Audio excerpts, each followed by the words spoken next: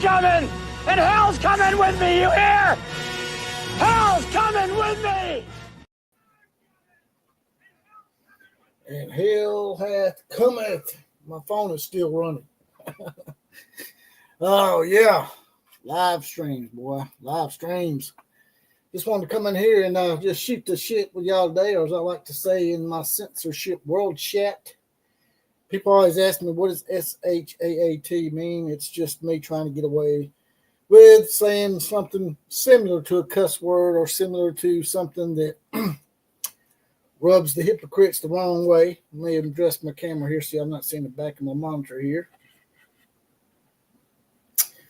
Got a little bit of a different setup tonight. My wife walked by and knocked my damn belt down.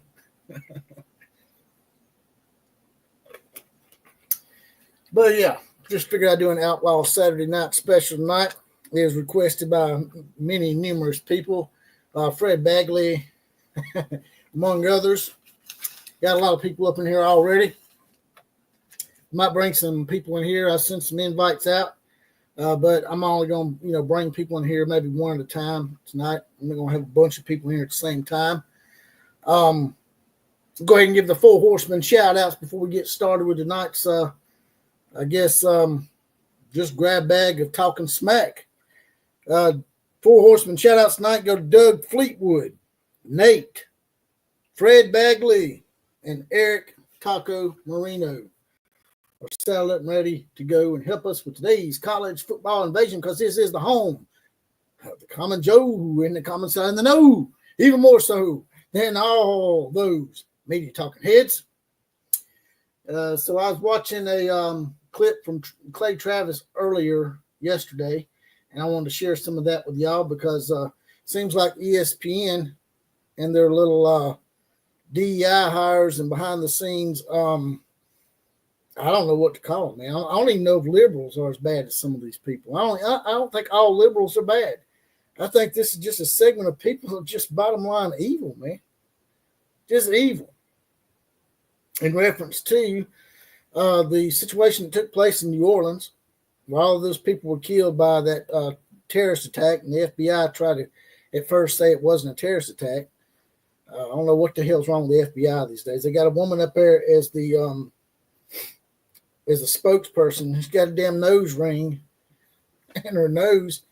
I'm like, I don't have a problem with people putting nose rings in, but wouldn't you not wear that when you're doing something like that? Just I don't know. It just seems, maybe I'm just being silly about that, but just don't seem very professional. But basically, they had a national anthem, and when Notre Dame came out of the tunnel, they had an American flag, and the crowd was chanting USA, USA, and ESPN didn't show it. And I was also going to touch on some stuff that maybe be a little bit off base from sports, because we're really not we got a few games left in the playoffs, but we're going to have to start talking about some other things. And if people are going to get mad and unsubscribe, they'll just have to get mad and unsubscribe, because there's no way you're going to be able to talk about college football nonstop for the next 7 or 8 months without any kind of football whatsoever. It's just really too hard to do. But it's basically Elon Musk is going to sue Whoopi Goldberg, or whatever he called her. He called her Whoopi Goldberg. He's going to sue her for defamation and numerous other things because she got on the View running her mouth, saying stuff she shouldn't say, like she always does. You don't understand some of these supposed conservative podcasts out there, Republican podcasts, that constantly do videos on the View. I'm like, y'all do realize that you're giving them viewership when you do that, right? When you take it and clip it and put it on your podcast, you're giving them what they want. So I try not to do it too much. But tonight, I'm going to break that law, and I'm going to do it. I'm going to bring the View up, and I'm going to show y'all exactly what she said in order to get her ass in hot water. Got some people already up in here. See some new names in here. Sam Shepard's in the house. Is the Mill Road click gone now, said Sam Shepard. Well, Sam, I certainly hope so. I know the Cancer 5 that a lot of people referred to was Jalen Milroe. I'm trying to remember if I can remember them all. Malachi Moore, Jaleel Campbell, Tyler Booker. There was one more. Can't remember his damn name. I think he was some guy that's like second or third string. But, drop it in the comment section if y'all know the entire Cancer 5, Sam Shepard. Daniel Looney's in the house. Duh. ESPN hates America. And the view is a cancer. Why do people doubt this? The sun rises in the east. Same thing. You're right. You're right, brother. Big Stat Kelly's in the house. He's got his badge. He's deputized. You don't know then, and you're not ready, Outlaw. Ready for what? What am I supposed to be ready for? Your next name? Your next name change? Hey, you done changed the name about 5 or 6 times, man. Maybe more than that for all I know.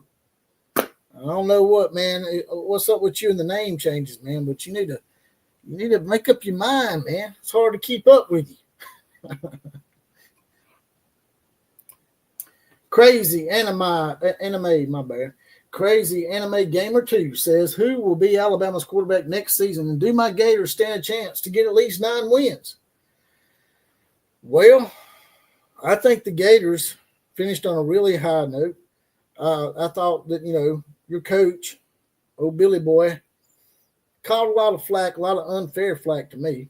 He come in and took over a situation that was pretty hard. They just run out Dan Mullen, which I'll be honest with you. Dan Mullen is a little weird. Him and his wife, his little bunny humping wife, she likes to kiss players on the mouth. His wife does. They caught her on camera, kissed them on the lips. I don't mind you giving somebody a hug, but that's a little too far on the touchy-feely shit. So Dan Mullen and his wife and her bunny humping ass, they got kicked out of Florida. Although Dan Mullen had just taken Florida to the SEC championship game. It's not but like 2 years removed. So I really didn't understand why Dan Mullen was run out as a football coach. Now, as a moralistic person and some perverted stuff that goes on behind the scenes with Dan and his wife, maybe you probably should have run him out. But Billy done a really good job at Louisiana. And I think if y'all give him time, I think the Florida Gators are on the rise.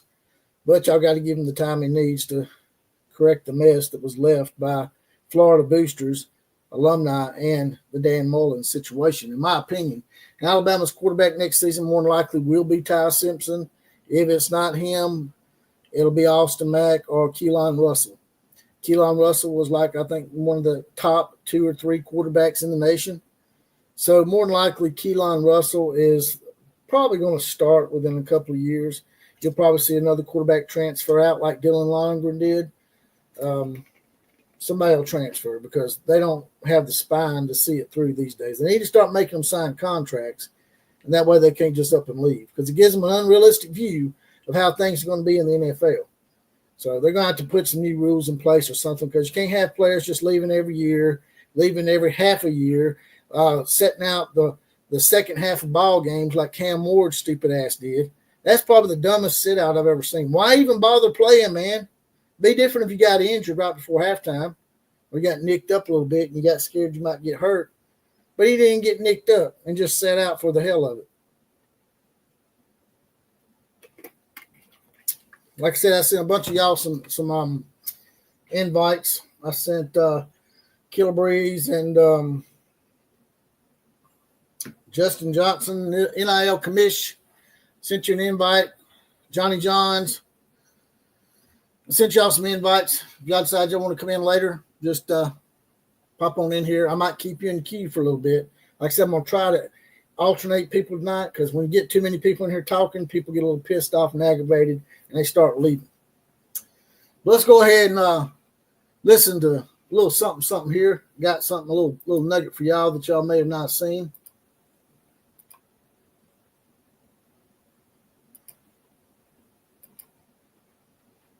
Make sure y'all can see that first before I start playing it. It's Clay Travis. He's become one of my favorites. I used to not like Clay Travis, but I've gotten where I really like Clay. Even though he's a Tennessee Volunteer fan, I do like Clay Travis. With that, all the cute girls were taking French. And ugly guys followed. But with that in mind, I loved the response that I saw inside of that stadium. If you didn't have chills on your arms when you heard everybody chanting USA at the end of the national anthem, the way that audience responded during the moment of silence for victims, and then when Notre Dame ran on the field with that American flag, it was a moment that demonstrated American exceptionalism and the refusal to allow the terrorists to win. It's a moment you didn't see if you watched on ESPN. It's important. Sports at its best brings together all of us: white, black, Asian, Hispanic, gay, straight, male, female, rich, poor. What I love about... You notice he didn't say transgenders. You know why? Because me and Clay agree. Transgenders is a made-up word. It don't exist. It's just like the damn tooth fairy. Let's continue. I'm done spending an obscene amount of money on takeout. Welcome into Outkick the Show. I'm about to go right back into it here. Let's find if I can get my spot back. To that stadium. If you... Hate when that shit brings together all of us: white, black, Asian, Hispanic, gay, straight, male, female, rich, poor. What I love about sports is the idea that if you're at a hospital and you're the neurosurgeon or you're the janitor at that hospital and you eat in the employee cafeteria, the neurosurgeon and the janitor can sit down at a table together and talk about the local sports team as equals. Your opinion's as good as his, her opinion's as good as yours. You know when somebody likes sports or they don't. And when you talk sports, it connects us, man. I've seen this happen my whole career. You're in a stadium, your team scores. You're in an arena, your team makes a basket to win, and you're turning around and you're high-fiving everybody. You don't think about anything other than your common tribe. You're rooting for that same team. That's a little excerpt of that, but basically ESPN decided that they didn't have time enough, or they got behind in their scheduling or something, to the point where they couldn't take the time to show the national anthem or Notre Dame running out of the tunnel with the flag. Yet, as Clay Travis will allude to later on in this video, which I'm not going to play any more of it, they'll probably copy strike me if I do, but he alludes to it later on that, you know, they could have easily, they played it on SEC Nation, on the actual SEC network. So the SEC network can play it, which is owned by ESPN, right? Why can't ESPN play it? I don't understand. I don't get it. I'm going to go ahead and bring Johnny Johns in the house real quick. How's it going, brother? What's going on, man? Not much. It's always great to have the best Van Halen cover song band of all time in the house. All right. So, you guys smoked us, man. hey, yeah. I don't feel bad about it. Y'all screwed us out of the playoffs. So, all right. So we're even. I would much rather have beaten y'all in football than basketball. We all know football drives the cart. All right. Hey, but at least you got something in on us. I guess we deserve that. Yeah. I'm glad we put 107 points on y'all. It made me feel a little bit better. Right. Spank them. Spank them. I mean, what do you think about the whole Clay Travis thing there, about the whole ESPN not having the time to show the national anthem and the USA chants and Notre Dame coming out with a flag? Man, that would have been an epic moment for ESPN to maybe bring back in the people they lost. Yes. I didn't know anything about it till just now while I was watching it with you. And, yeah, they really missed out on a moment that could have been something special. I mean, it really could have been, especially with everything that went on. And, yeah, I feel like they missed on that, dude. That was a opportunity that, you know, they could have made something special. Could have been a big moment. And they, you know, I'm not shocked that ESPN screwed that up. That's it's typical ESPN for you. It don't surprise me either, but it's one of those things like, do y'all really ever want to, you know, turn that worm? Because the worm's turning whether y'all like it or not. And they know they got us over the barrel, man. They know, well, y'all can either like it or y'all won't be able to watch your football teams play. That's Right. the kind of barrel they got us over. But I'm getting to the point where I told my wife, and she's like, you ain't going to be able to do it. I'm just like, I'm telling you, I'm going to start listening to the radio, and I'm going to stop watching the shit, man. It's really starting to piss me off, man. Yeah. Yeah. It definitely sucks. I didn't know nothing about it till just now, but yeah, they Outlaw needs a get off my lawn segment. I don't even know what that is. Big Stat Kelly, it must be somebody's show or something. They must have a get off my lawn segment on some other talk show, I guess. Right. Is I know he changes his name quite a bit. Is he? I mean, I guess he's a Brian Kelly fan. Yeah, he is. Right. I know he's LSU for sure, but Right. I'll tell you one thing: Notre Dame ain't missing him. But yeah, now Clay Travis alluded to that earlier in that podcast, but I didn't show that part. right. It was pretty funny. He said, it sure is funny that Brian Kelly said that you couldn't win at Notre Dame and you couldn't go to the playoffs at Notre Dame, and yet what we got going on here? Notre Dame's in the playoffs, LSU isn't. So sounds like somebody else we know. Lincoln Riley. You can't win at Oklahoma, so I'm going to go to USC, and I ain't going to win there either. Yeah, I'm going to win way less there than I won at Oklahoma. Yeah, what he done basically, I mean, you've talked about this before. Right. He fractured not just Oklahoma, he fractured himself. Oh, yeah, definitely. He had a lot better chance of winning at Oklahoma where it was already set for him. He would have had Caleb fingernails, married Caleb Williams fingernails, would have stayed at Oklahoma, and things would have been, we would have never known the difference, man. Y'all would have probably kept winning 10 games every year. Yeah. Yeah, he had to restart, and it made us have to completely restart. And, yeah, he set the reset button on himself and us. But, man, was you in this live stream kind of – I wasn't sure, like, what the topics were. I was hoping you were talking about them college football playoffs and all that. What do you think about I can talk about anything, man. This is Outlaw Saturday night. I just threw a few topics up there, just stuff that I might talk about. Right. If you want to hit me up with something, hit me with it.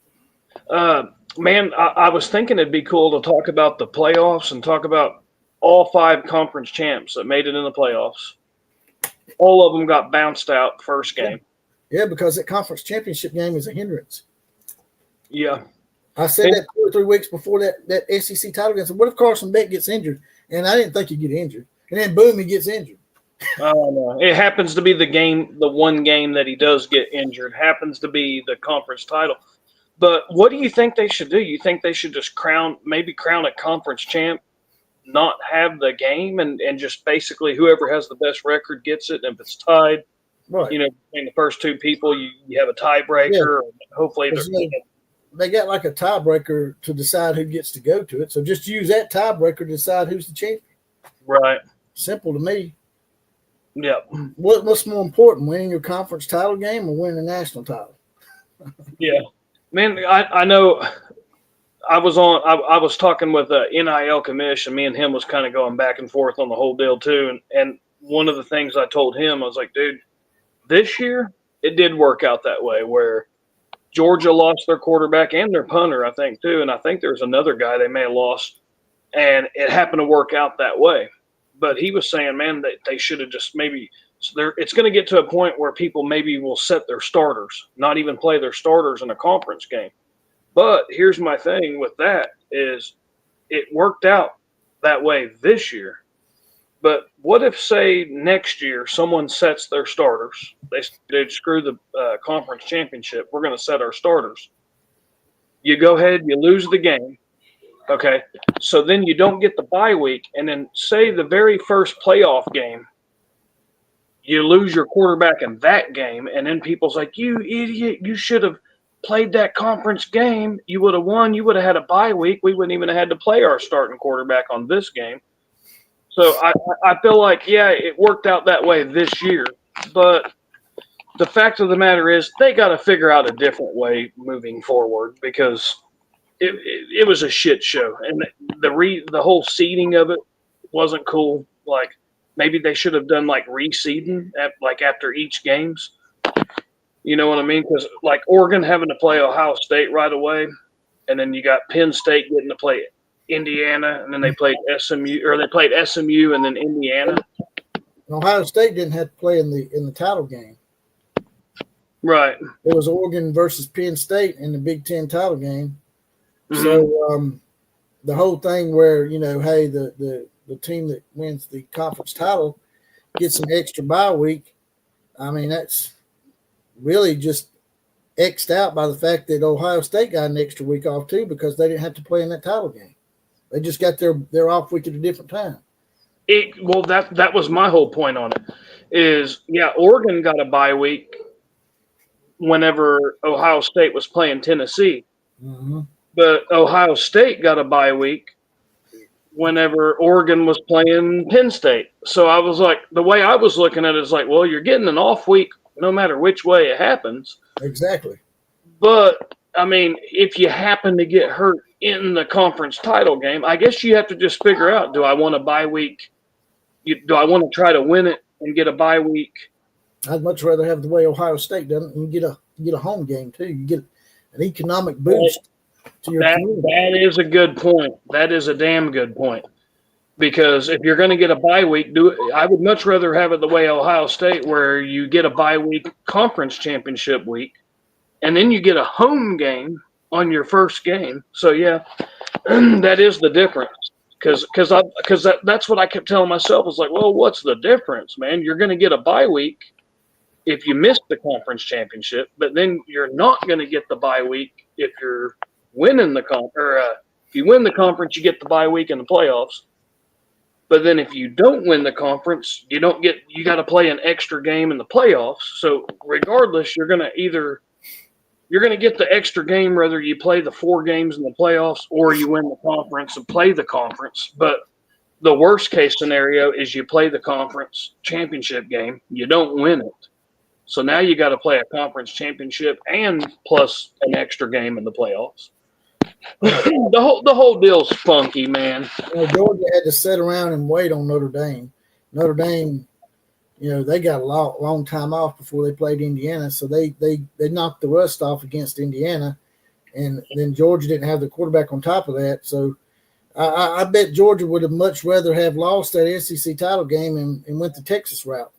They'd probably still be in the playoffs if they'd had to go through what Texas went through, Clemson and Arizona State. Yeah. And see, the thing is for Texas is they had to play even more games than Georgia because they didn't get the bye week, but they did get the easier path. So it's kind of a damned if you do, damned if you don't, but I don't know. I do know that and that's another thing. All 4 of them didn't win it, plus Clemson played, and of course they didn't win it, which we all know, dude, the Clemson team that we've seen this year, and that's another thing for Texas, dude. They got to play a Clemson team that isn't anything even close to the Clemson teams that we were used to seeing from 4 years ago. And then after that, they get to play Arizona State. So they had an easy path, just like Penn State did. Well, I hate to be that guy that's maybe my team went to a bowl that they didn't want to go to, and they really didn't care about that bowl kind of deal. With Alabama playing a middle of the road Michigan team in a much lesser bowl. I hate to be that kind of person, because you don't want to take a swipe at somebody and they feel like they earned a bowl victory over Alabama and that kind of deal. But if Alabama hadn't, let's say if SMU had beaten Clemson and Clemson didn't kick that damn 75-yard field goal, wherever it was, it's a long-ass field goal. Say SMU wins that game. If SMU wins that game, Alabama gets in. Mm-hmm. That we all know that. If Alabama had gotten in, do you think they probably would have played a little differently, or they would have maybe had a little more zest or a little more pep in their step as opposed to playing Michigan in that also ran bowl? Right. Yeah, I'm sure you would have seen a better version of Alabama. I don't think that Alabama this year was as good as the Alabama teams that we've seen, and I just really don't believe in Jalen Milroe, but I know the other guys would have definitely played better. Well, it seems like Jalen Milroe seems like he gets up for the big games. Well, yeah, that's true. He's already done to LSU and Georgia. Yep. He almost beat Tennessee. So I'm just like, if we had played Texas in the first round, they got Clemson. If we'd been that 12th team that got in, and we had to play Texas in the first round, I guarantee you, Jalen would have played a lot differently because he's from Texas too. So I don't know, man. The what ifs that you play in your mind, man. You're like, it just makes you go crazy. Right. Yeah, and if I'm an Alabama fan, I'm definitely thinking about all that. I'm thinking about, man, Alabama. Maybe we could have got Alabama's best version, and then if they do play Texas instead of Clemson, and they're able to beat Texas, then they get lucky and they get to play Arizona State after that. And I mean, they probably for sure beat Arizona State. So, but yeah, I know. Texas had that game in hand. I don't know what the hell happened. It was 24-8. All of a sudden, I looked and it was 24-24. Yeah. Man, it's funny because when we were watching that, I'm like, man, we can't get one good game, man. Not one good game. I am sick of watching these terrible-ass games, dude. I'm sick of watching it. And then I was like, oh, you know what, though? I literally, was joking when I said it, but I was like, man, actually – if they could go down there and score and get a 2-point conversion, they could make this an 8-point game. I know it looks terrible right now, but if they could go down there and score and get a 2-point, they could actually make this an 8-point game. And then after that, it's like, hey, dude, you just got to score and get another 2-point conversion, and you could tie the damn game. But I never thought – I thought the chances of that happening was super, super, chance. I would give it a 5% chance at best. And I'll be damned if they didn't somehow figure out a way to do that. But it ended up being a fun game to watch. Big Stat Kelly says that Marcus Freeman inherited a great roster, and that's why he's in the playoffs.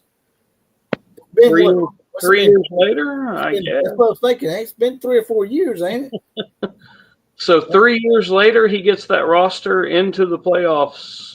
And that's with the transfer portal, where you lose a decent amount of your roster every year. I wonder how many of those players are still on the roster today that was there in 2022 when he took over. I don't know. The way people transfer in and out, man, it's crazy. It's hard to keep your roster together for sure, dude. And now you're sort of contradicting yourself, I guess. I don't know. LSU's roster was just or more decimated than OU's. I kind of sort of doubt that, but Oklahoma got rated pretty hard by Lincoln Riley on the way out. And it wasn't that he took a significant amount of players. He just took key position players. Quarterback's the best, is the most key position on a team, man. That can absolutely change a college team. Right. He left us with a roster that needed a superstar Heisman quarterback in order.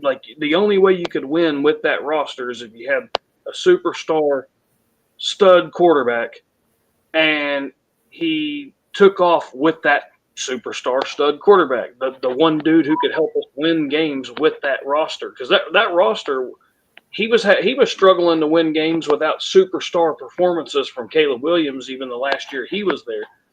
And I have no doubt if Caleb would have somehow stayed, they probably the 5 close games that they lost, they definitely would have probably won at least 4 or 5 of those games, maybe if not all of them. But yeah, he and then also, not to mention, we had most of the defensive line was going on to the NFL. The stud running back, he went on to the NFL, even though he ended up not even making the damn roster. He left early to go to the NFL and then didn't even pan out in the NFL. And then the fullback, Jeremiah Hall did the same thing.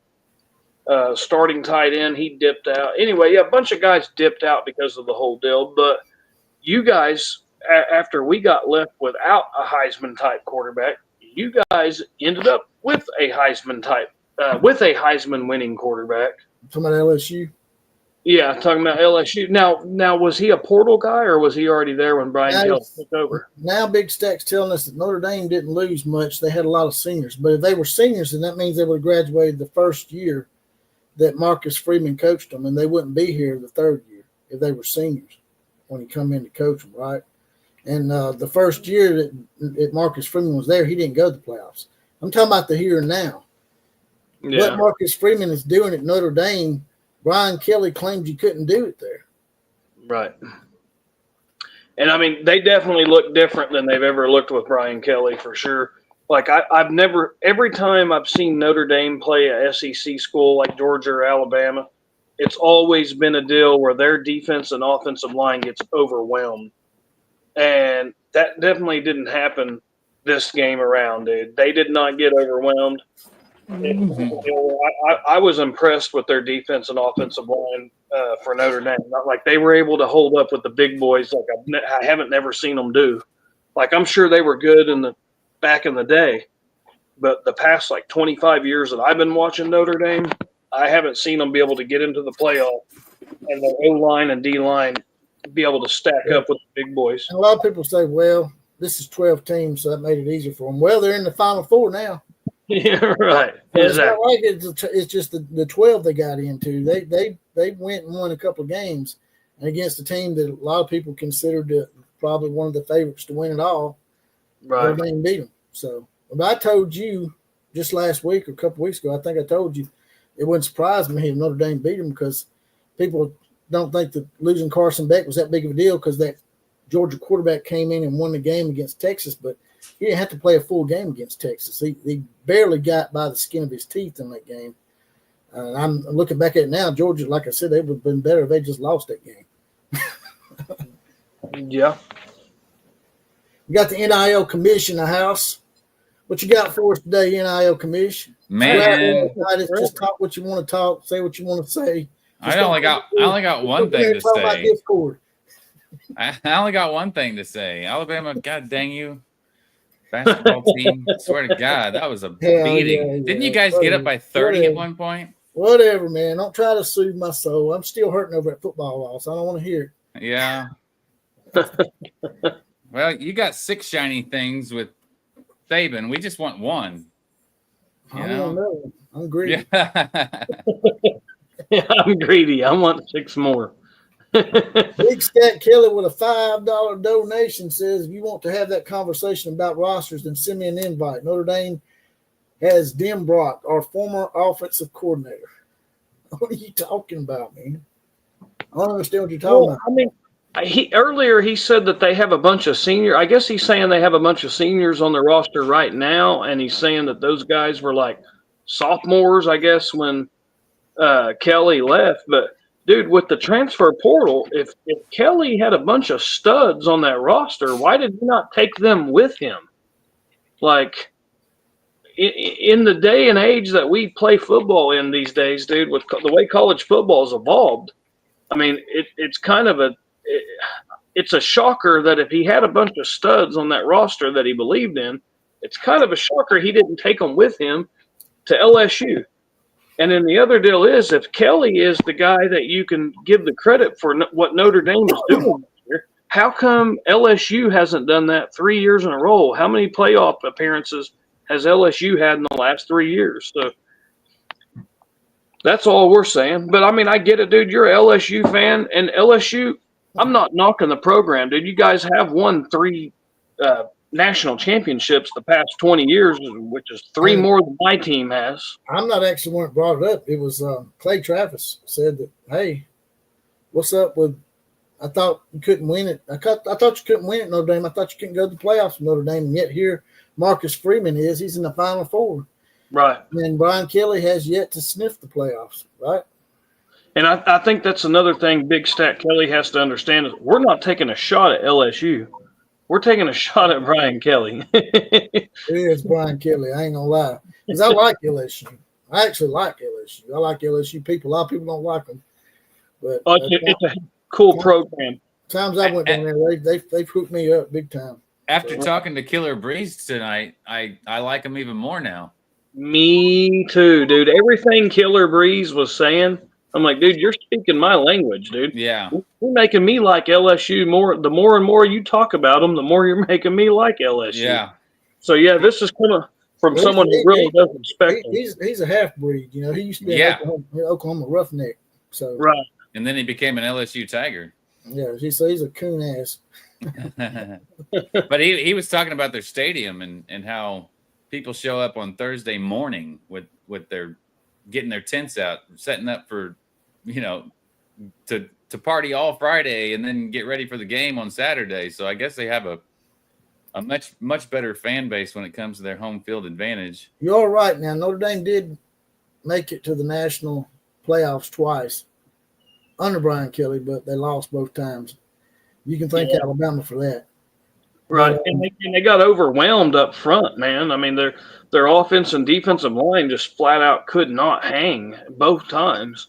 Yep. And that's what I'm used to seeing Notre Dame do. Well, that Brian Kelly went to the playoffs, but he didn't win any games. Right. Marcus Freeman's already won 2. Yep. I'm just saying. What was that year? Who did they have that linebacker at Notre Dame that had the fake girlfriend that was online when they Manti Te'o or whatever? Yeah. They went undefeated that year, and I think everybody, maybe even including the Notre Dame fans, probably thought, "Yeah, we don't belong here," even though they were undefeated. But they got in because they had 0 losses, and then they got their butts kicked. Was that against Alabama? Oh yeah, we done it to them both times. Yeah. And when you watch the documentary on Netflix, they try to paint this picture that they were winning every game, they were on a roll, and then as soon as he found out that the drama was going on with the girlfriend, she was dead, and then she was fake. That's why he lost to Alabama. And I'm like, bro, he lost to Alabama because Alabama was way better than them. Yeah, Brian Kelly probably gave the funniest halftime interview I've ever seen a coach, man, when he said, only thing we can hope for is if Alabama don't come out to play at halftime. And that's what he said, and it was 28-0 already. So right. But you watch that Netflix documentary, hey, it had nothing to do with Alabama, man. It was all about Manti Te'o and his girlfriend, and that's why he went out there and played like shit. Oh, okay, that's it. That's why. Okay. Denizen has his badge. He's deputized. He's in the Outlaw posse. He says Brian Kelly has got to be eating his heart out. Yep. Yep. And he's paying players to stay with his own salary now. Are you kidding me? No, ask Big Stat Kelly. He's paying them to stay. He's paying into the NIL, basically. He's trying everything then. My God. He's paying for players to stay that ain't even made the playoffs. Marcus Freeman ain't paying nobody. So Brian Kelly has his own little NIL. Okay. Yeah, the Brian Kelly NIL. Yeah. How much of the salary is he donating towards NIL? I don't know. How much does he make? I think Big Stack said he'd give $1 million to the NIL collective or something. Huh. Well, how much do they pay him a year? Like $8 million? More? Yeah, he probably makes somewhere $8-10 million a year. So Brian Kelly has given up $1 million of his money. Meanwhile, Marcus Freeman's getting ready to get a big ass raise. He's not giving up money. He's getting money. He's probably got perks built in. He's probably like, yeah. He's going to be able to buy him some real hair after this, and not have to do that spray paint hair. Some of them little sockets put in his head or something like. One of them damn dolls or something. I like Marcus Freeman, but man, it was funny during the playoffs. They showed him, and it was horrible. The lighting did not help at all. You could clearly see where he had that Sharpie spray on, the spray paint hair. Hey, I got a pretty bad receding hairline. I don't want to hear about that. Well, you need to get with Marcus Freeman, ask him what he's using. Yeah, I need some spray. Yeah, tell him you need some spray for you. I'm not showing you, man. That's why I wear a hat 24/7. Oh, you got a good little head of hair there for being 50-something years old. Sam Shepard says Elijah Pritchett transferred out. Good luck, see you. Gave up more quarterback pressures than anyone else this season. Yeah, that's on the Alabama side of things. Y'all probably don't know who that is, but as far as hair goes, as you can see, I got a dome here. So I'm going to someday. I still have hair, but I'm starting to get quite a bit of gray. I'll tell you what happened to me. I woke up one morning, I went in there, and I already knew it was coming. But went in there and I looked in the back, I looked in the mirror, looked in the back of my head, man, it looked like a bird's nest back there. I was like, yep, I'm shaving that shit off. I'll be there with you soon. And so I shaved it all off. I ain't gonna be no this Paul Feinbaum shit, man. Ain't gonna be none of that handlebar shit. Hey, hang on. I'm gonna go do my hair. Hang on a second. Yeah, go do your hair, CC. That Paul Feinbaum deal, that's funny. Get you some fingernail paint too, because I know you're a Mary Caleb Williams fingernails fan. You know what was funny? Mary Kay, Caleb Williams is asking him on one of them deals, and about him doing his nails and everything, and they're like, "Do you do nails too?" And he was like, "Oh no, I'm not no way talented enough to be doing my own fingernails." Like, no. He's like, all them girls doing the fingernails. He's like, no, I don't even have nowhere near close enough talent to be doing that. I'm like, damn, bro, you're really trying to prop up these girls doing them nails, man. It's called player development. Marcus Freeman couldn't. I was trying to see what he was referring to. I guess he's referring to this. All right. Glenn K says Marcus Freeman couldn't do it either if he is an old white guy. What's that got to do with it, man? Oh, man. And, you know, Brian Kelly he looks like a politician to me, man. That hair he's got. And that damn cringy-ass dance he done with that player. Just a lot of weird shit going on, man. I can't wait till they fire his ass so I can actually start rooting for LSU again. I like that. What is that? Is that Joe Dirt meets Fonzarella? That's my mullet. You see this nice hairline I got going here? Joe Dirte. Joe Dirte. That's right.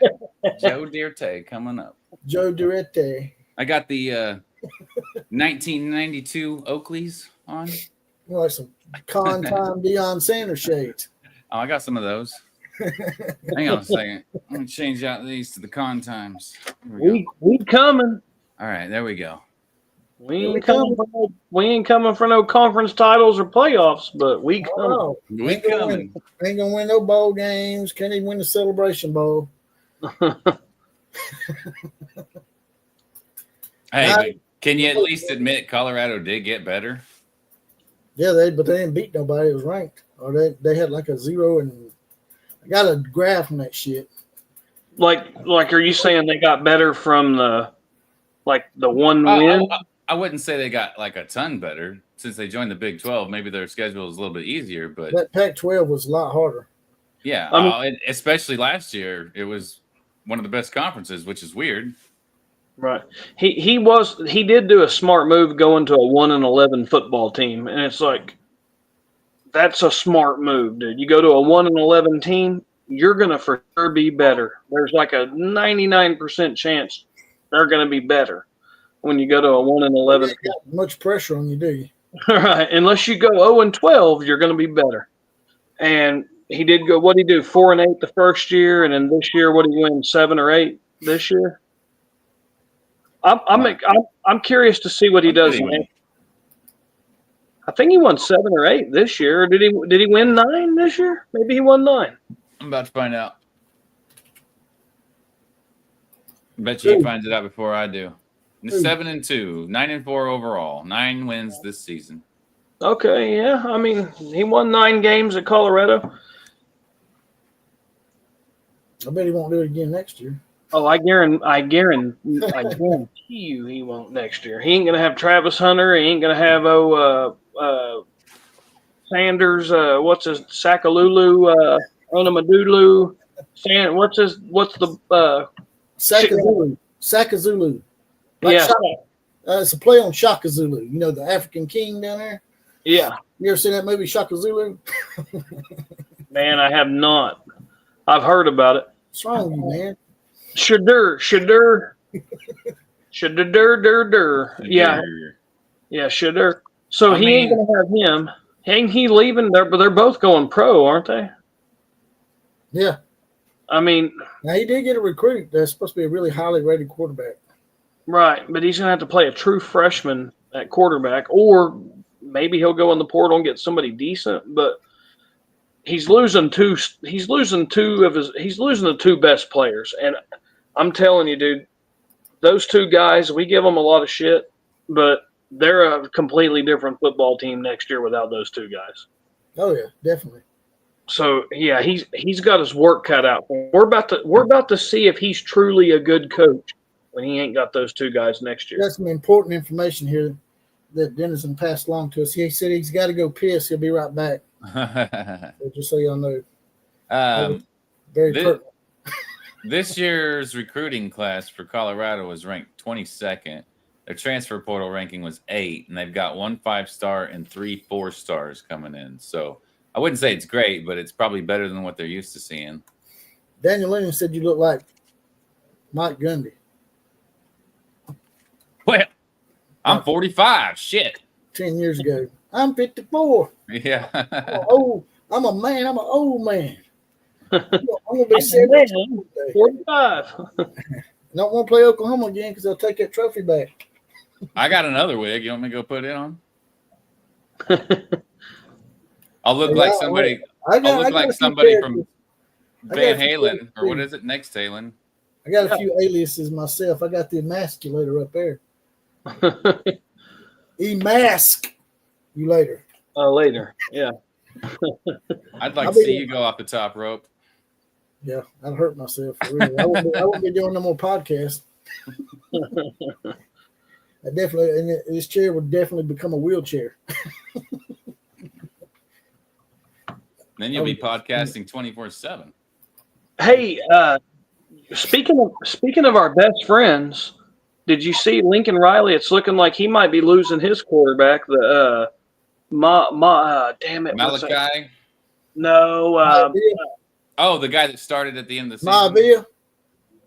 Yeah. Mayava. Looks like Maivia, like Rocky Maivia or some shit. Yes, Jaden Mayava. Yep, Jaden Mayava. That's his name. He is apparently dipping out, and I had heard like, oh, well, we're not going to go after a quarterback in the portal because, man, that Jaden Mayava guy, I mean, hey, he did better against Notre Dame than Georgia did and all this. You know, they're hyping this kid up like big time. You know, this dude's going to be a stud. And look what he did against Notre Dame. And Georgia couldn't even do that. And Indiana couldn't even do that. And da-da-da-da. And now it's like, oh, crap. Maybe he is pretty good. And Miami noticed he's pretty good too.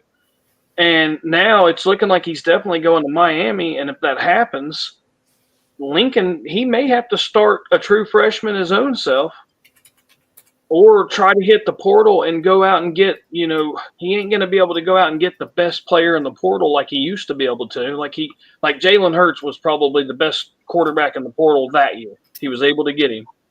And then in 2022, even though it was his own guy from OU, he was able to get Caleb Williams, who was the number 1 quarterback in the portal that season.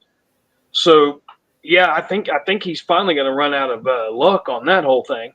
And then he lost all of his wide receivers, a bunch of his stud. I mean, he lost the Branch guy. He lost the dude that was like the number 1 tight end but played wide receiver for him. So, anyway, that's probably why the quarterback's leaving. He's like, whoa, dude, all my targets are gone. I got to go. Right. And if you wonder how bad it sucks throwing to a bunch of wide receivers not being there, just ask OU's quarterbacks. It sucks. So they really are going to be skittle shitters next year. Yeah. Right? Oh, yeah. They're definitely going to be shitting the bed. They definitely are. It's gonna get rough for them for sure. If y'all don't mind, jump out and smash that like button for me, and also you can do like Big Stack Kelly did if you want your question answered. We can't get to all the comments in here. There's a little money dollar sign at the bottom. Hit that, and then write your comment out. Then hit send, and it'll push it to the top. And me or Johnny Johns or Fonzie down there. I don't know what is that, Fonzie or Joe Dirt. One of us three will try to answer it. Do you still have make a small donation to the program? Do you still have that animated GIF of the dog shitting the Skittles? I don't know if I got that or not. Wish I did. I forgot all about that. You can put that in the top corner of all your videos. Just let it keep repeating itself. Yeah, I don't have nothing up there, do I? Let me find y'all something. Uh-oh, he's about to put Lincoln Riley's fairy dust all over you, buddy. I don't know if I can. For some reason, not let me back. There it is. Here's one. I don't know if y'all like this one or not. There's a Swift. Oh, nice. Taylor Swift's the damn Chucky dog.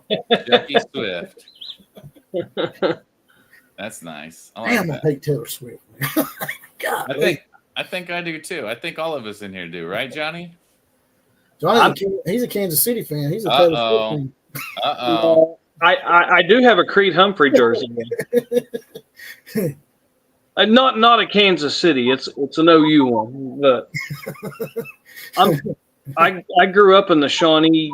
Like I live on the outskirts of Shawnee. I work in Shawnee. I graduated at Tecumseh, which is kind of, you got Shawnee, Tecumseh right by each other. Anyway, Creed Humphrey, he's a big deal out here. So there's a lot of us out here in Shawnee that we don't have an NFL team. Where's your boy? There he is. So Mary Kelly Williams over there crying. Yeah. He looks like you know what that is, dude? That's the brat that ain't never been told no. And that's the brat that's never had to deal with like something where he loses and gets told no. And all of a sudden reality comes crashing in on him. We got Vince Young 2.0 coming. Yeah, I think he probably is. Lose his damn noodle over on the sidelines because people criticizing him. And that whole shit. When he went and cuddled up to his mama on the sideline and starts crying like a little girl, like that was crazy, wasn't it? God, I was embarrassed for him. I was like, oh my God. That was cringy as hell, wasn't it? It was. I got pictures with Caleb Williams. I met Caleb Williams and actually talked to him for a little while. It was on, my little brother, I think, has it on video. And this was before he was the starter at OU, and it was like after the spring game. And, man, I don't even want to share those. I done took those off social media where you can't even find those. That's right there's a crying Jordan bulldog meme right there. Meme. Can't really see it. But he's got Jordan's eyeballs on it. That's funny. Okay, I see it. Hey, Lou, he did a video and at halftime bitching about how they were losing to Notre Dame, and I can't believe we just spotted them that many points right before halftime, blah, blah, blah, blah. And then he doesn't never do another video after that, dude. It took like a day or two before he finally got something out there. Who's that? Lou. And someone commented on there, and they're like, "Hey, Lou, where are you at, dude? Like, you're quick to point and laugh at everybody else when they lose." That's anti-Louis, man. Right? He finally did come out and do a "Your Season's Over" video, and of course, I watched the first 5 minutes, and I didn't hear nothing about Georgia. It was like, really, dude, you're going to come on and do this video and not? What are you going to do? Wait an hour before you talk about your team losing? That's anti-Louise, man. That's what he does. He's good at that. He's good at blocking people too. Right. You see this new movie? That's a good one. The new Pinocchio movie with Lincoln Riley. Nice. Lincoln Riley. And for those that are getting mad about what we're doing and saying here, there's your ambulance right there. Call the damn ambulance. Wham! Uh-oh. Down goes the hatch. Damn. I'm jealous. What was that? He said, You ain't going to tell me. That's Crown. Crown, baby. I got some vanilla Crown in there. We drink Crown around here. Man, I've actually got all three of them, man. I've got I got the salted caramel, I've got green apple, I've got vanilla. I do not have peach. I'm not a huge fan of the peach one, but I do like the other ones though. And of course I like regular. just the regular flavor. But Denison says it's a great time on a Saturday night with a beer in my hand. yes, sir. Looks like Johnny John's one up you, man. He's got a beer and a shot. Right. Yeah. Now, Denison, won't you come on here, Denison? By the way, I sent an invite out to Big Stack Kelly. He paid $5 to tell me to send him an invite, and I sent him an invite, and he ain't come up in here. Yeah, that'd be cool if we could get in here. I haven't seen him comment for a while either. Where'd you go, Big Stack? I know. I sent him an invite. It would be nice to hear from him and hear, like, you know, I don't truly know how many of those players are still on there from when Kelly was there, but maybe he knows a little bit more about it than we do, you know. He ain't gonna be able to tell you. He'll come in here half drunk himself sometimes. Right. He's better at typing than he is talking sometimes. He gets his ass tore up. It takes a special kind of drunk yahoo to get on camera and talk in front of people live. I mean, like me and the NIL commish, like we're musicians that play on stage in front of people. And even for us, like the first time we talked about like what it was like the first time.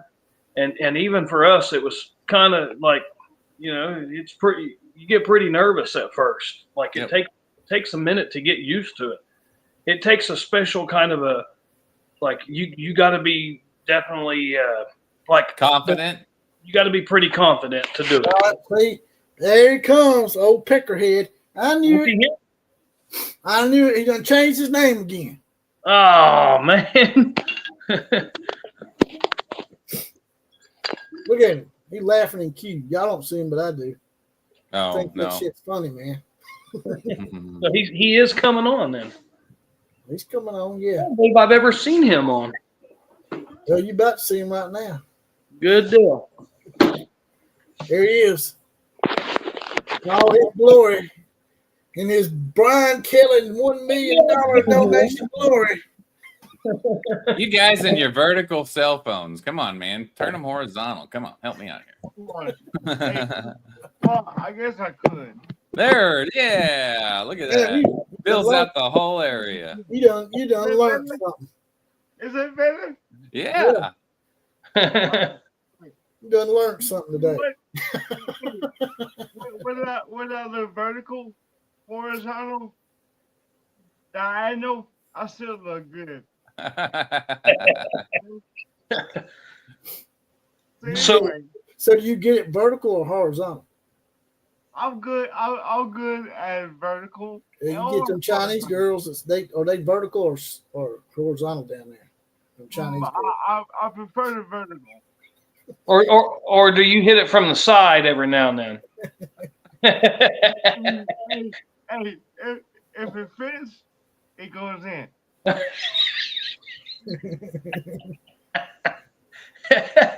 Simple guy. I like it. Does it matter where you stick it or no? Oh God. I mean, come on, man. I mean, I prefer the pink over the stink. We can't really hear you, man. Something's up with your volume. You can't really hear me? Not as good as I can in the other ones. Okay. Let me see what I can do with the mic. All right. And NIL commission can probably help you out with that stuff. He's a little more technologically sound than the rest of us. Not much. He's giving me hell about being on Discord today. No, I'm not giving you hell. I'm just saying, when you say Discord can do everything that I have, it's not even close, brother. OBS has so much stuff. I got the paid version. I just ain't pulled out all the bells and whistles. You know why? Because I don't know how to do it. That's how I would be too. I'm the kind of guy, dude. I would be all about keeping it simple, but he does know how to do all that, and he does have a hell of a green screen too. That green screen you got is clean. Yeah, look, you can't. There's a green screen behind me. If anybody, that's a lot better than old Legend Mike. Him and old Jason Marshmallow Watkins over there kissing up on each other's ass with that shitty green screen they got going on. Well, I'm not gonna sit here and lie. I don't I could have done the simple thing, and then that you can gather a following doing simple things just as much as you can do all this crazy elaborate crap. But Dude, I probably spent too much money on all this shit. Just being honest. Don Palou says piss on Lou, yeah. but it's anti-Louise, man. Y'all get it right because y'all gonna piss him off, man. He's gonna report y'all for not recognizing his transition. All I know is his team lost. He finally did a video like well over a day later. And I would really appreciate it if every one of y'all went on that video when you're done here and let his ass have it. Yeah, tell him that the Outlaw said hello to the hedge pissers. Because I know Ryan knows Big Crawfish. What's your name now? Well, I mean, Big Crawfish. Kelly knows about them Georgia fans. Me and him's had to deal with them Georgia fans for quite some time. Yeah. They'll broadcast you. They'll piss. Try to piss on your feet. They'll try to hump your leg. But hey, it is what it is. I mean, that's a good one. I'm gonna have to remember that. I'm gonna start calling them the leg humpers. Yeah. So you're an LSU fan, dude. We were talking to Killer Breeze earlier, and he's a hybrid. I mean, he went to school at OU, and he also graduated at LSU. He's been to games at OU. He's been to games at LSU. And he was talking about how the atmosphere is incredible. And I have a little brother that went to LSU game. He was actually at LSU and Alabama game. He said it was the most incredible atmosphere that he's ever been involved in. And I mean, he's even been to OU Texas games. And he's like, dude, yeah, it was crazy. He's like, it's the tip top best college football atmosphere. Are you one of those crazy drunk yahoos that's out there at them games? One of them like 100,000 people that's out there. He says it's like you got a wall of people like coming in from the northeast, from the north, south, east, west, and it's like enclosed. And he said that they're all loud and they're all drunk. And he said it's a crazy, wild environment. So, are you one of them guys that's out there on Saturdays? Yeah, I mean, first off, you gotta start with the tailgate. Yeah. And it's like a festival or a fair, if I can put it into words. Right. That's why they call us corn dogs because they say that it smells like corn dogs in the air because it's like a fair or festival. Right. So everybody's cooking something. Not corn dogs for sure. They might cook some beignets, but they won't cook any funnel cakes. So you gotta start off there. Then we pregame like no other. We drink. I heard you were talking about your crown. Hey, anything goes. I mean, JPC then said that he then got fed and got his drink on. Oh yeah. Freeport, So, hey, we party all day and we go watch the Tigers play in Death Valley at night. Right. That's the way it is. Like I mean, y'all are used to what? Playing most of y'all games during the day, right? Yeah. Yeah. Here recently, yeah. Right. 11 to 2:30 kickoffs most of the time, right? Well, this will be the first year that hasn't happened, and it's probably because we joined the SEC. Right. 11 a.m. bullshit, man. I hated that stuff. Yeah. We hated it. So y'all not fans of the early kickoff. Yeah, it's hard to get drunk before 11 a.m., right? I mean, right. I mean, yeah. Lane Kiffin got mad. I mean, you gotta spike your coffee and need a croissant with it, Lane Kiffin got mad about that because they were supposed to the best game, which was Ole Miss and Georgia that day. I got to give it to Lane. He probably has a legit grief here. The Ole Miss Georgia game was the premier game, and instead of putting it on in prime time like they were supposed to, they acquiesced to LSU and give LSU the night game so they can play Alabama at night because LSU likes playing at night. But that was our game was the actual premier game versus, even though Ole Miss and Georgia, was like tit for tat, with it. But yeah, but Ole Miss and Georgia both ranked in the top 10, I think. So no, Ole Miss at the time they were. Ole Miss had lost to LSU, and they had lost to. They bend over backwards to let LSU have that night game. LSU does have a lot of night games, and he was saying that he was talking about how great all like the atmosphere is. I will say, I've heard Outlaw tell me that, oh yeah, them fans up there are awesome, and they got me really drunk when I was there. And then my little brother told me the exact same story, and he's an OU fan. And and then there was somebody else. I was talking to like a Tennessee fan, and they were talking about how big of a party it is down there when you go on the road and play LSU. But I don't know, man. I guess you're saying it's a big party because not only it's a party, but also a lot of them games are night games down there. Right, and you get drunk all day. If you're gonna play like a big opponent like Alabama, Oklahoma, or whatever, you want it at night. If you look up the stats, LSU is has more wins at night or after let's say 6 o'clock than any school in the SEC. It's because you play all your games at night. Of course you're gonna win. Right. But yeah. I mean, but just to say, so I mean, it's good that it's good for us to pregame and everything. Plus, and JBC kind of testified to this.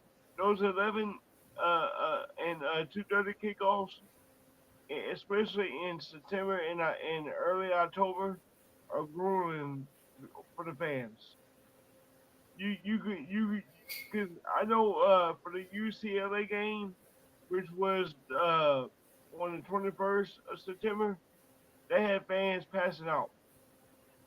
Like, yeah, it gets pretty hot, but I mean Oklahoma gets pretty hot too that time of year. Oh yeah. Oklahoma and Texas, they have that same issue with the heat at that time of the year. We had a game this year where half the stadium left at halftime because it was 101 degrees. It was just blistering. Yeah. That's what I was trying to tell my AD that was telling us that we need to learn how to fight. We need to give more money. I'm like, man, we sitting in the upper deck in some overpriced seats in the upper deck in 110 degree index, and we ain't got enough fight for you. See, it's not only the heat, but it's the humidity down here. Yeah, we have that humidity down here too, man. It's but they got that swampy humidity down there. Yeah, so theirs is even worse than ours. Yeah, well, we have humidity just like them, but I think they have it on a consistent basis. Right. Yeah, I mean we got 80 to 90% humidity during the summer. Right. I mean, you'll get swamp ass in 2.5 seconds. Yeah. See, I don't know what it's like. Well, I've been down there, but I didn't go down there like June, July, August. But I have been down there to Louisiana, and but it wasn't in the the hottest part of the year. I want to say it may have been like April or May when I went down there. But I will say this: we do have humidity down here. It probably ain't as bad as what y'all got, but it does get real humid even in Oklahoma. But I've been to LA in July, and it'd be 100 degrees or whatever, and they have a dry heat down there where you can go out. It's hot, but down here in Oklahoma, if it's 100 degrees with the humidity that we have a lot of times out here, you walk out and your shirt's wet in no time. Like it's like putting your head on a hot pillow out of the dryer, like a wet pillow out of the dryer. You know what I mean? But I didn't even think about that. Y'all live by the swamps, so it's probably even way worse out there. Imagine walking out the shower after taking a hot shower, like as hot as you can stand it, and not drying off. Right. And staying like that. You know what That's aggravates me? This is sort of changing the subject, but it's people out there bragging. I was arguing with a Texas Tech guy today. He was bragging about his transfer portal class being number one. I was like, man, someone bragging about your transfer portal class being number one would be like bragging about getting a good used pair of underwear at a yard sale. Yeah. I'm like, you're getting someone else's used shit that couldn't start, man. They couldn't make it. They couldn't make the cut, man. Well, it depends. I mean, Texas Tech has gotten some pretty good players, Right. especially at receiver. They got Michael Hudson. I mean, they spending some money. Right. Really are. Yeah, it's definitely like the more and more we go on with this weird new like college football. I don't know how long it's going to be before they try to change it and alter it, but like it used to be like all the guys were dudes that they got benched or they had an attitude problem and they left or whatever. But now it's starting to get where you got starters in there. Not all of them are. Some of them are guys that have played at 4 or 5 different schools. And there's a reason why they keep jumping from one school to another. But, like, I didn't even know that, by the way, on Texas Tech having the number one transfer portal class. I did not know. I don't know if he did or not. He might have just been saying that shit to get me off of it. But, No. I was grilling him about something, about the SEC, how they were talking shit about the SEC, about, this guy went on Kuz's channel and was like, SEC's 1-4. I'm like, man, you're stupid. Like, you know how to count, man? Right. He was saying the top 5 SEC schools. He's like, y'all's top 5. He was still wrong. And he's still wrong even on that. Like, yeah, the top schools, like, yeah, I get it. Tennessee lost. I get that. I get it that OU and Alabama lost. I get it that Georgia lost. But he's leaving out the fact that Texas beat the Big 12 champ and they beat the ACC champ.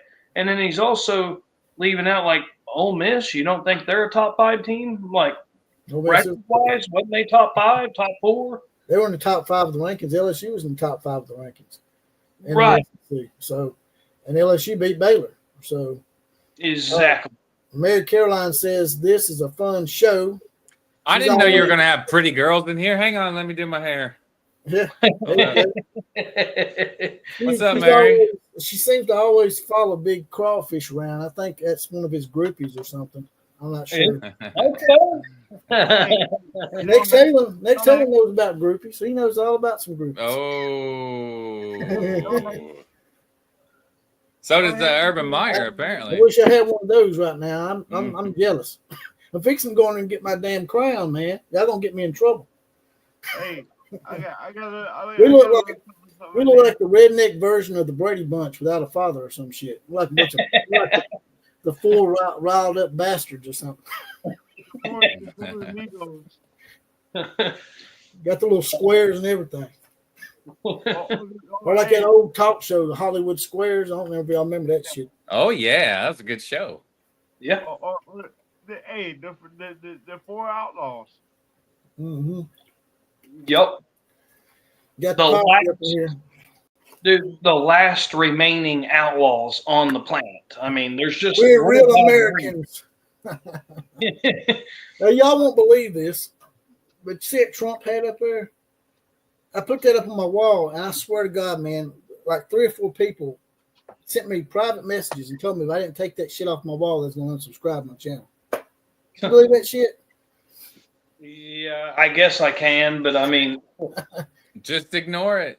And they like, okay. They followed through on it. Like, y'all make me worse when y'all do it, right? Now I'm gonna go buy another Trump hat and stick it somewhere else. Yeah. Just wear it. Yeah, I was about to say, now I'm gonna wear the damn hat. Matter of and throw one of these up in there. fact. Hey, you know, Like, I'm not even a Republican, man. I just, I'm an independent. But y'all make it easy for me to choose Republican because all the stupid shit y'all do on that other side, man. Exactly. Now, hey, getting back to the transfer portal. Yeah. They were number one. Now LSU is. I got some. I'll be Texas right back. has 17 commits. LSU has 14 commits.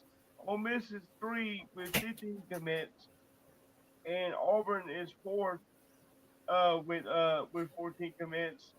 And our SEC Skittle Sitter team, the Texas the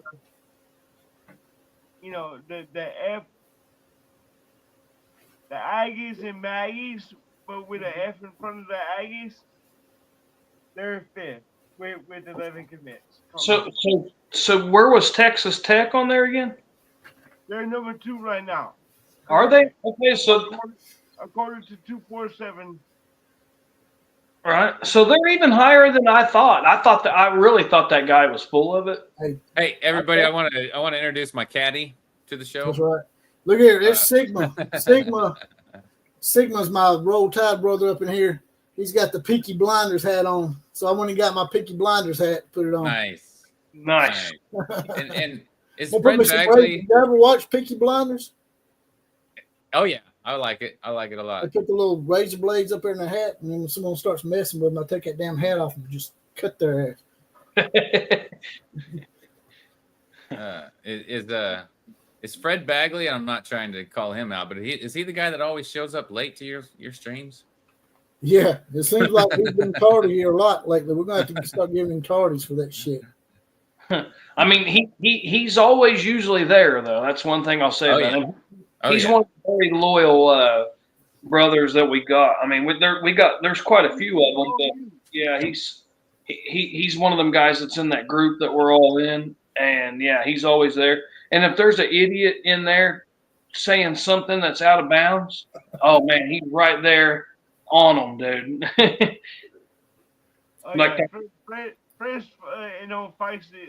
Oh man, me and him got into it. Did y'all? Oh, yeah.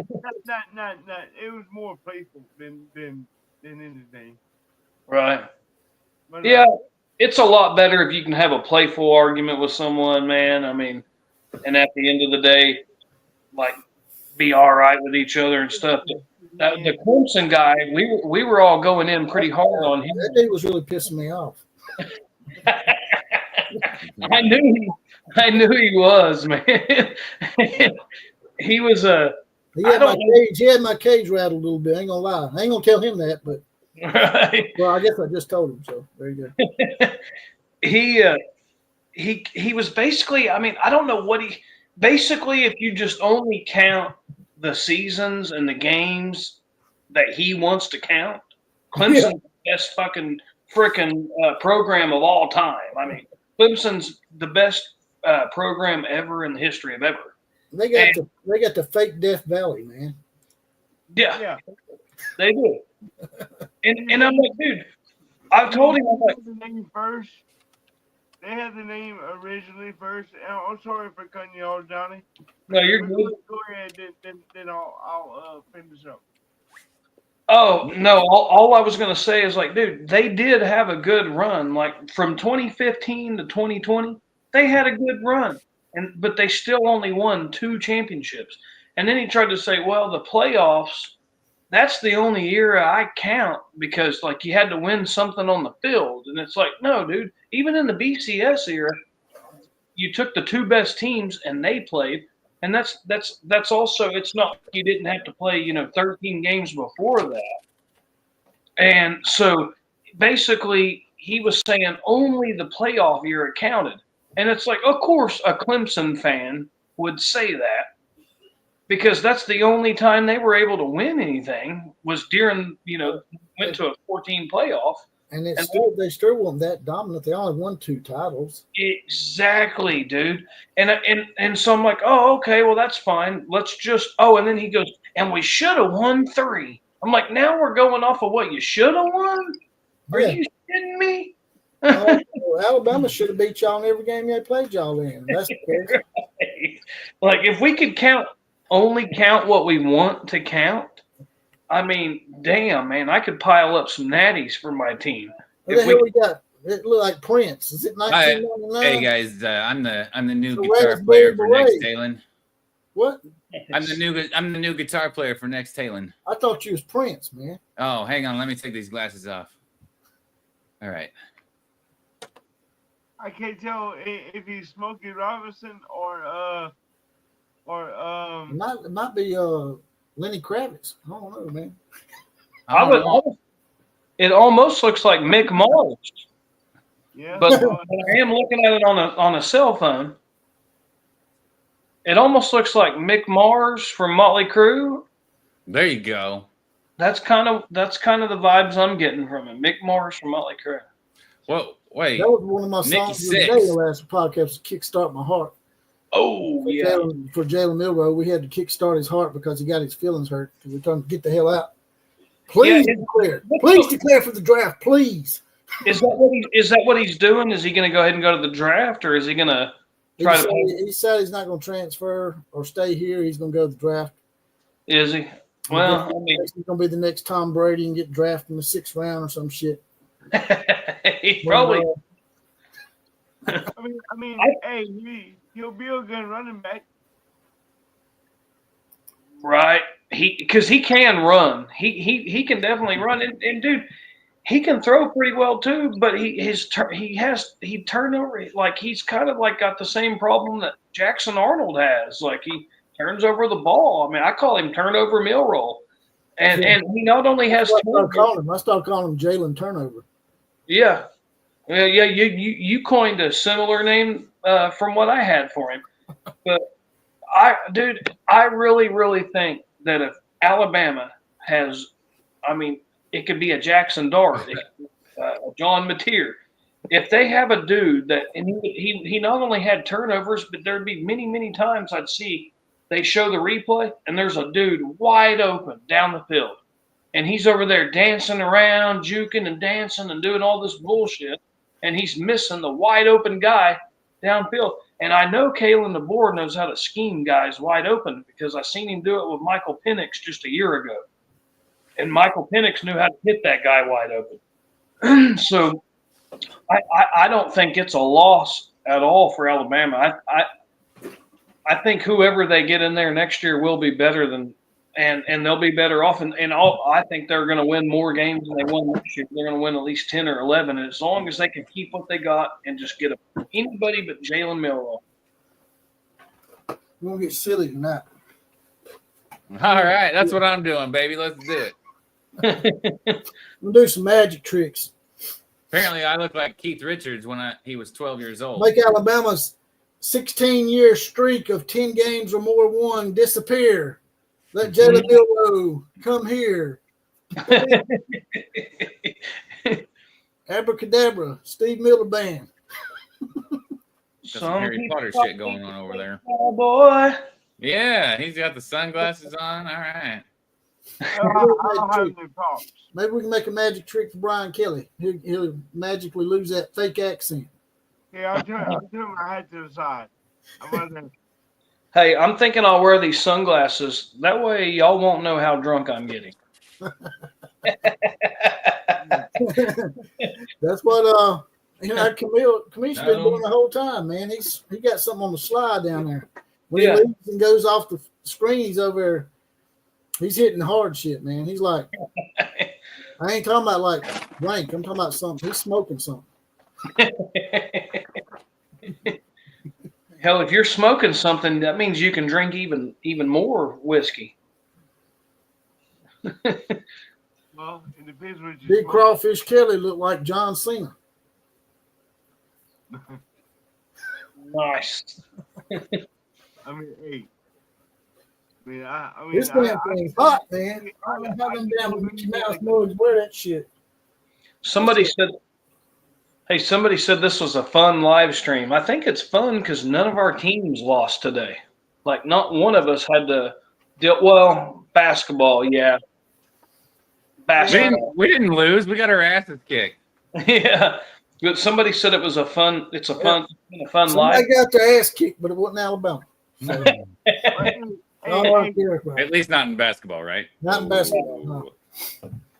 But I think LSU lost to Vandy today.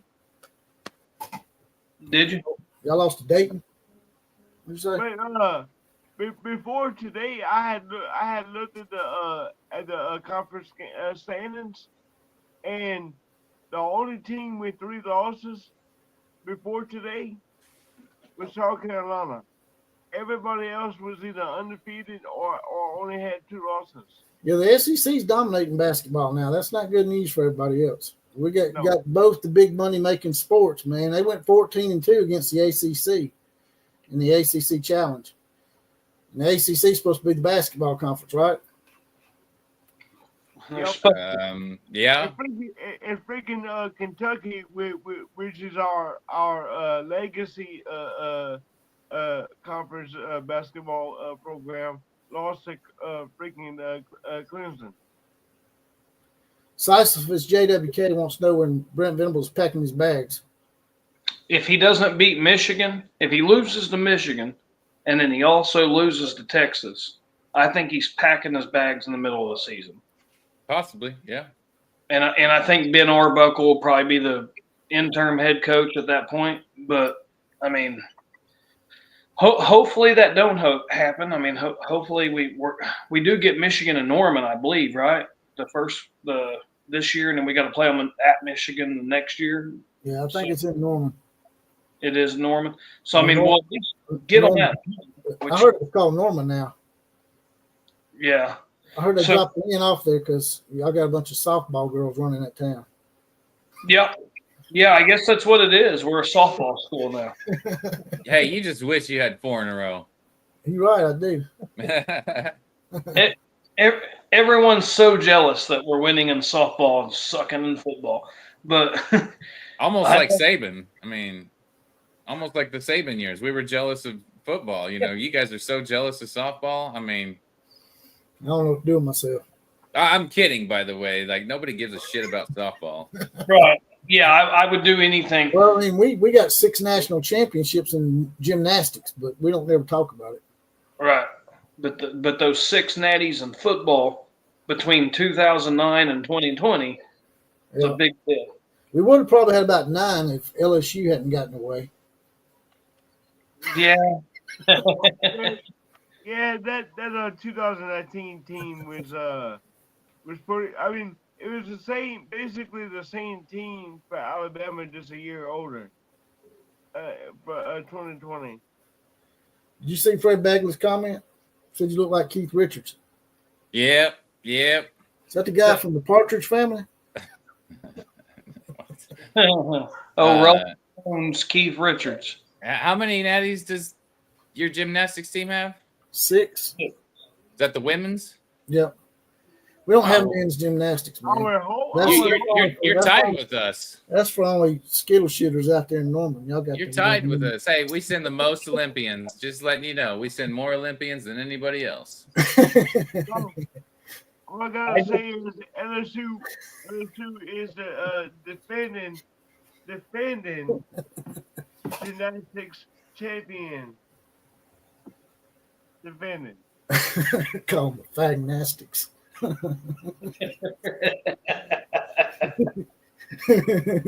So you're telling me we got 6 natties in the women's gymnastics, or they have?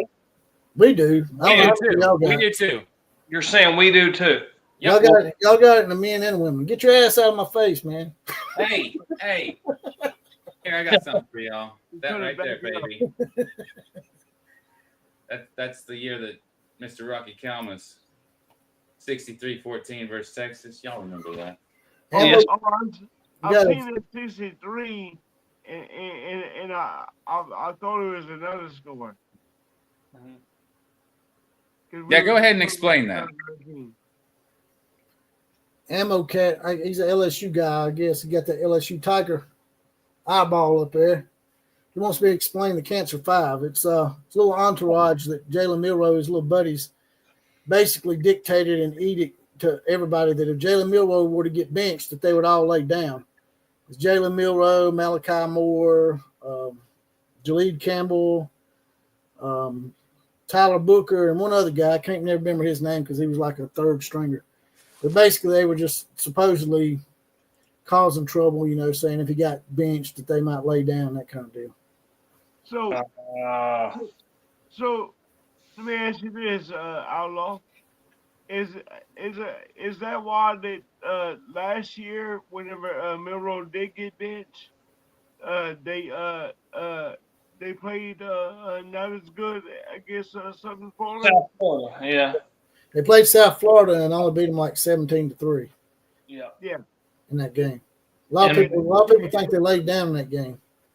You got a good point, yeah. Because I remember they played South Florida, and I remember thinking, oh, my God. I couldn't believe it, dude. I was like, dude, what the hell has happened to Alabama? I'm like, they lose to Texas, and now they just have this clunker against South Florida. And I'm thinking, dude, they're in deep shit. Like, this is bad. And somehow, dude, and the thing about Nick Saban is he had that magic where somehow, some way, his team just somehow got much better, and they went on a hell of a run. And I mean, they were this close to beating the national champs. And there's certain coaches that have that magic, like somehow, some way, dudes tighten their shit up, and somehow, some way, they get better and better as the year goes. And I thought that was one of Nick Saban's like best coaching performances last year. Well, now we see what it was. Yes. Yeah, I mean, for real. But somehow, dude, like, he's a legend for a reason, dude. He was a hell of a motivator. And when you hear him talk, like, I'm a OU fan, like, when I got him tattooed. And if I was a 5-star recruit or a 4-star recruit, there is no way in hell I'm going anywhere but Oklahoma. But when I watch Nick Saban talk, and I think, like, damn, I get it. If he come in my living room and I was a 4 or a 5-star recruit and he shows up at my house and he's in my living room and he's recruiting me, that's going to be the only way I'm not maybe playing for OU. That might be the only way I'm going to Alabama and I'm playing for somebody else, is if it was Nick Saban knocking at my door. He just has he's just like a natural leader, and he's got that magic, dude. There's a reason why he won 7 national championships from 2003 to 2020. So I'm just glad that he went to the NFL, because if he hadn't, he would have been at LSU, and right. LSU I would have never heard the end of it from this jackass down here. Oh God, yeah. I mean, because he would have just continued that dominance that he had, and he even said that. He even said that when Alabama hired him. He's like, man, you're not hiring the best coach. You're hiring the best recruiter. He was being humble when he said that. Like, he was trying to be humble. Bullshit. He is one hell of a coach and one hell of a recruiter.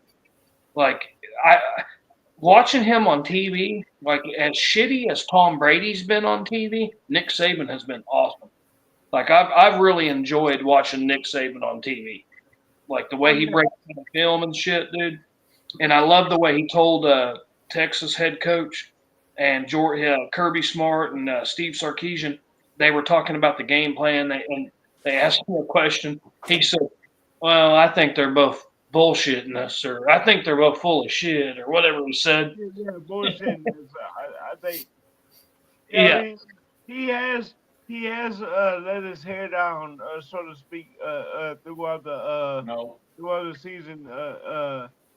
And I think Pat McAfee has grown on him, because he does go on Pat McAfee show too. Did you see where he got into it? Sort of. Shut up.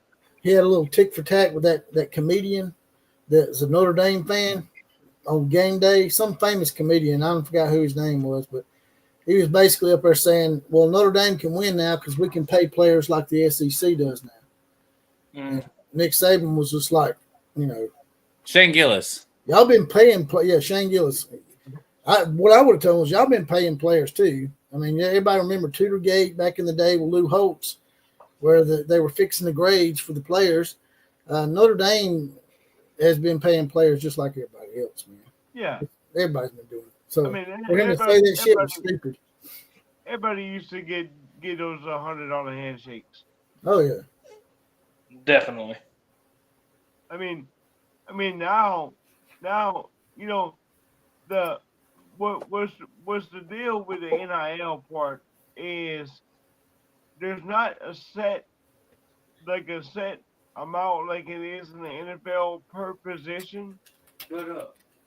So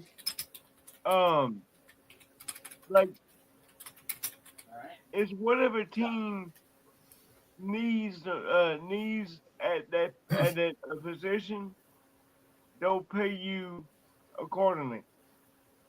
Like let's say your team needs a quarterback, you gonna pay more for a quarterback than let's say a team that needs a wide receiver more. So I don't need that quarterback as much, so I won't pay that quarterback as much. If that makes any sense. But in the NFL, you have a league minimum at each position. That's so right. if they're gonna do the if they're gonna do the Here we go.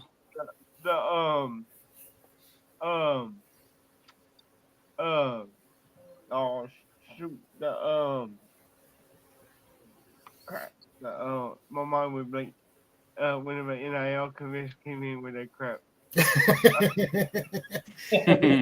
Hey, look at my shit falling off. Hey there, Chuck Mustache here. Sorry there. Didn't mean to distract you, man. Keep going. If they could do the revenue sharing, they need to start. They need to go by the NFL model with by the players, or just do a base salary across the board. They're gonna have to do something. They're gonna have to put some kind of rules in place. Ammo Cat 1 says, I don't blame Saban for retiring. What the F would you do? Would you want to put up with the entitlement, no loyalty, having trash? That's true. Yeah, I think he felt like it was time. And, I mean, let's be honest, does he have anything else to prove? I am confident that I'm going to die and go to the grave, and I am never, ever, ever going to see a college football coach ever get close to winning 7 natties. Well, the thing is, he was at 292 in wins. I figured he would stay and get that 300th win. 300. Because, 300 wins is very rare in college football for coaches, and that would have been a nice little thing to have in his back pocket. And if he'd stayed a few more years, he probably would have passed Bear Bryant for the most wins out here at Alabama. He's tied with Bear Bryant with 6 national titles out here, but overall he's got 7. So he's actually got more than Bear Bryant overall, but they're still tied here at Alabama. It's sort of weird. Right. Yeah, I think he wanted to stay one more year, but whenever he took a step back and Miss Terry was talking to him, because I mean, wasn't he in the middle of hiring a defensive coordinator and he just decided to retire? Am I correct? Who's that? What did he say?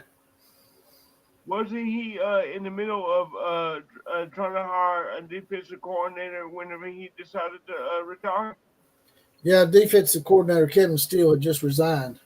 So right. He done been going through so many coordinators, man. I think he just got tired of it.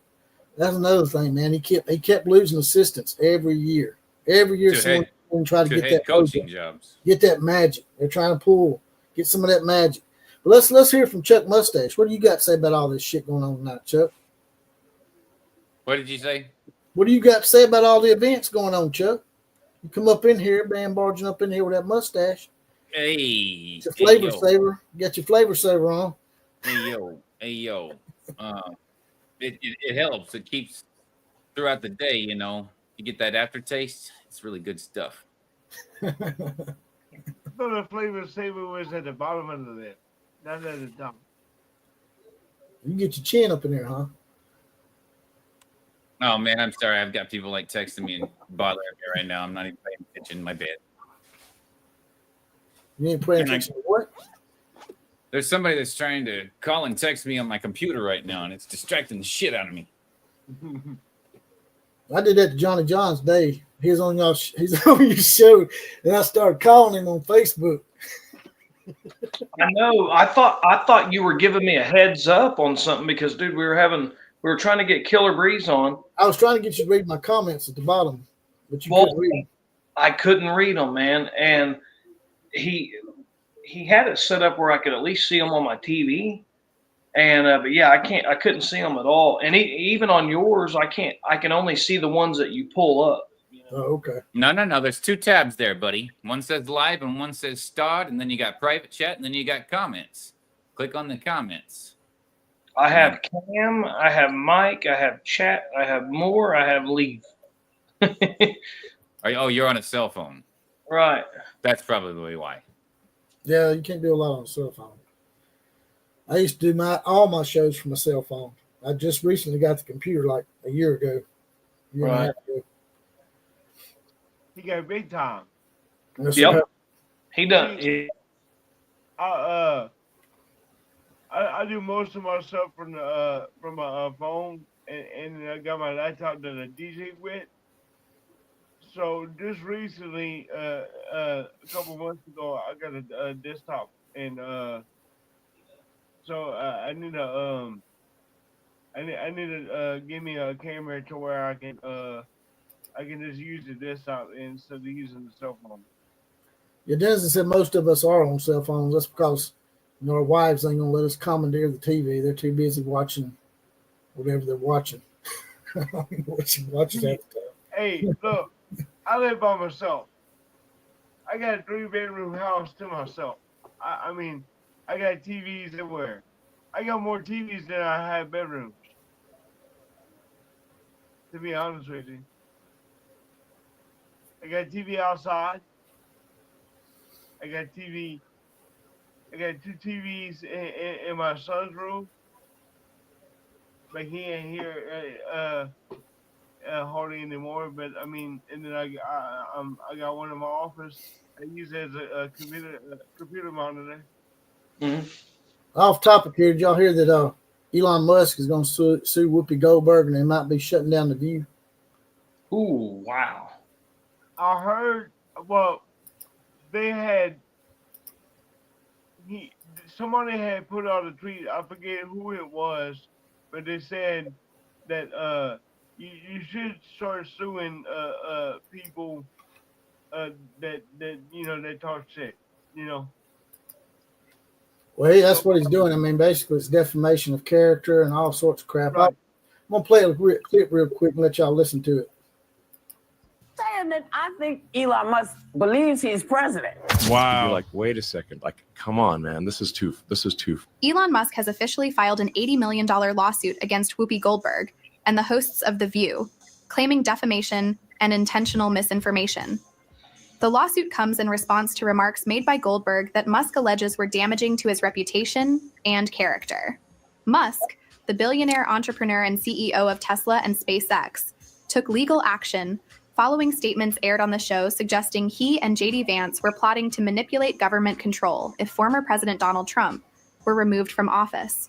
This lawsuit has sent shockwaves across media platforms, igniting debates about free speech, accountability, and the ethics of television talk shows. Musk argues that Goldberg's comments not only misrepresented his intentions, but also spread baseless conspiracy theories that could harm his public image. Because I've been saying it for a while. Yes, you have. I've been saying that I think Elon Musk believes he's president. I do. Well, you've been calling him vice president. I've called him vice president. I called him president because I don't know what JD is doing. I don't remember last time we even talked about JD. You're right. He's planning the presidency when he's going to get rid of Trump. So you think it's Musk Vance? Possible. Many supporters see this legal move as Musk taking a stand against biased media and misinformation campaigns. Others view it as a power play by a billionaire to silence critics. With such a high-profile case unfolding, the lawsuit could set precedents for how public figures handle media defamation in the future. Musk's bold response signals that he is... The hardest thing is obviously finding... Of course, they're going to interrupt it with a commercial. But I get the gist of it, and it's like, you know. She said a bunch of other shit too. It wasn't just that. She was saying a bunch of shit, and I didn't get a chance to show y'all because that commercial popped up, and I don't want to pull through it again. The View should have been canceled a long time ago. I mean, nobody with a sane mind watches them.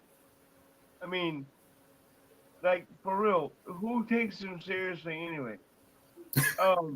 They had John Fetterman on, the senator from Pennsylvania, and he was talking reasonable. He was like, "I'm not gonna panic because of Trump getting elected and all that." And they cut the feed. They cut the feed, and then they came back with him, and he talked. He was talking, a little bit subtle about it, but he was like, "I'm not gonna trip out about Trump getting elected," But they want to fearmonger and all that. Let them do it. You ought to see what's her face from oh crap, what's her face? Well, he'd been on that show before a long time ago, and they were like all up his ass. There's old videos out there with all these people, man, that are running him down that were all up his ass, man, and going to all of his parties and wanting his endorsements because he used to be a Democrat. I used to be a Democrat. Elon Musk used to be a Democrat. Nobody's a Democrat anymore because that party's been hijacked by a bunch of idiots, man. I don't know what else to call them. I don't even know if liberal's a good term for them. No, because the liberal, like Elon Musk was like a liberal, so to speak. So yeah. I mean, that's even getting classified as a conservative or a Republican or whatever nowadays. Yeah, and I sort of spoke about that earlier, Dennis. And actually, a lot of people watch it because we keep bringing attention to it. These conservative sites, like this guy here, he's a conservative, and his Republican podcast, they keep playing clips of The View. And I'm like, y'all really helping them, playing the clips for them. People having to watch them. And I've just done it myself, but that was just because it was something that sort of rankled my feathers a little bit. What do you think about this, Johnny Johns? Man, I'm shocked they're still on TV because there's a lot of people that I don't know. I've never watched them, and anytime I do see them, it's clips of something really stupid that one of them said. It's getting shared on social media. That's the only time I see them, is when they're saying something stupid that someone took a clip of and put it out there. And then there was a guy that I've been friends with that I would have sworn was a Democrat because I thought he lived in Los Angeles, so I would have just assumed, And he put up a post like a couple months ago saying, like, shitting on their TV show and talking about why is this show still on TV? How come they're not canceled yet? Like, who the hell's still watching? And I'm like, wow, I can't believe that's coming from you because I know your ass lives in Los Angeles, and I know you probably agree with most of the shit they say. But I'm thinking, damn, man, if you're losing him. But yeah, they're a joke, and I think it's funny that he's suing them, and maybe he'll finally be the one that finally gets a really shitty TV show canceled. I just play devil's advocate here. They did say some stuff that sort of, in a way, and I hate to take up for any of them people, man. But shouldn't they be allowed to have an opinion about Elon Musk without being sued? Is what they're saying. I mean, there is free speech, but I mean, we've seen it with the Johnny Depp and the Amber Heard. Like, if what you say damages someone's career, and I mean, there is a line to be drawn on that. And you got to understand, this dude has the biggest swinging dick lawyers on the planet. Exactly. And it's going to be really hard to beat him. They had him on Joe Rogan. He was talking about, hey, it ain't that she's just talking about me. It's this she's just saying stuff that is basically causing, damage to his character or something. I can't remember exactly what he was talking about, but he laid it out as to why he was suing her. And some of the stuff she was saying, it was causing people to want to try to do something violently to him. You know what I mean? Yeah, I mean, he runs multiple companies. Okay, for one, so he's a businessman, and then he's a public figure, and he's going to be a part of the government in some type of capacity. Underneath Doge. So he's gonna have something that you can't just come at him, so to speak, and not have some type of repercussion for it, Right. Yeah. So, go ahead. Freedom of speech is one thing. Lying on somebody is another, or going into a movie theater and hollering fire when there ain't a fire. Yeah. It only goes so far, Right. Like they were doing the same thing to us. They were trying to censor us and not allowing us to have opinions and stuff. Right. On the other side of that, with Twitter and whatnot, they were, until Elon Musk bought it. And Fred basically just said what you said. Fred Baggett said opinion is one thing, knowing you're lying is another. Exactly. That's what, slander by law, right? Something like that. Yeah. Sigma says puke equals the view. I just don't know, man, how people can watch that stuff and with a straight face. And I don't know, man. It's just crazy how you actually had 70-something million people vote for Kamala. Oh, some of that's rigged, but I mean, you can say probably maybe 60, 65 for sure, maybe 70 at the most voted for, and it's like we actually have a mental health crisis in this country.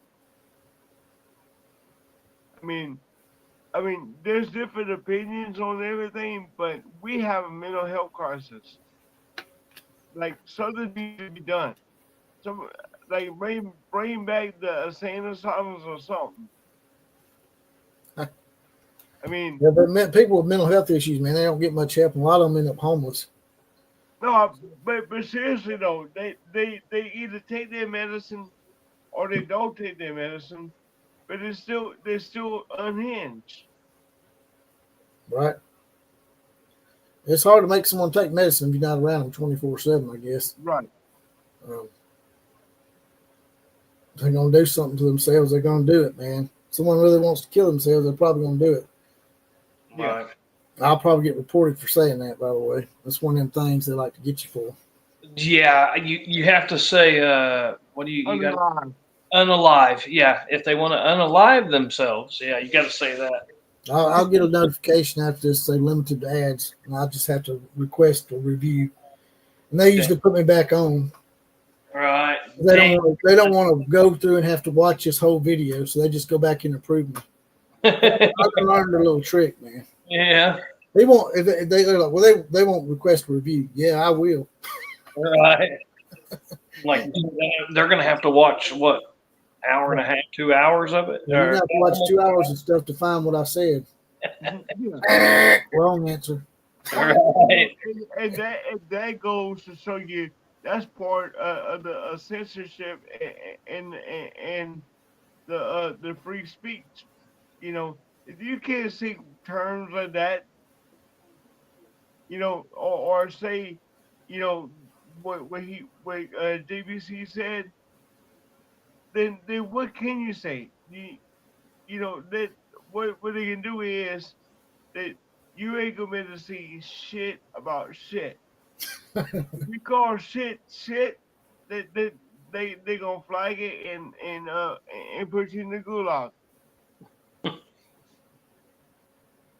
So are you two guys, are y'all gonna go to any games next year? Y'all gonna be able to make it to any of your team's games next year, Oklahoma, LSU? Yeah, I usually go to a few home games every year, or a couple, and then I would like to go to some of the away games. Like, it'd be cool to travel to Alabama. Outlaw could show me that badass Mexican restaurant down. I've seen the pictures of it. Yeah. And I ain't forgot about it. I'm not going to take you to get crawfish because Big Stack Kelly there make fun of my crawfish like he did last time.